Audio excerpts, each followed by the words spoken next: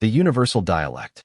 They were living in Jerusalem, Acts 2 verse 5, which means they attended the synagogues, which it is safe to assume did not have to have translators. They understand the apostles as if they were speaking each of their own home-rooted dialects directly, thus they are amazed, the speakers being Galilean. The foreigners do not mark the language, but the speaker's hometown as they consider their own homelands.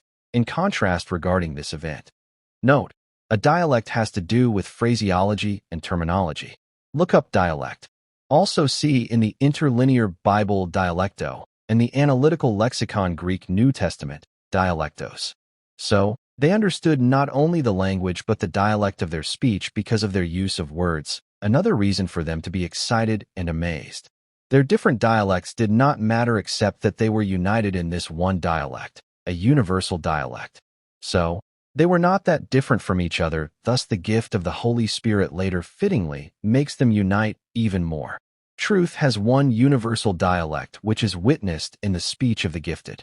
In other words, the gift allows the speaker to speak in a terminology and phraseology that is universal. Dialect is taught and is a sophisticated way of speaking, thus the factor of education in regard to its understanding. Each known dialect has the elements of this universal dialect.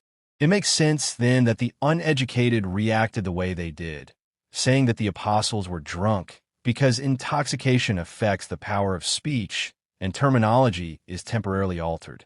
It is when Peter preaches to them, though, that their hearts are convicted, as Paul says, is the result when people receive prophecy. See 1 Corinthians 14 verses 24 and 25.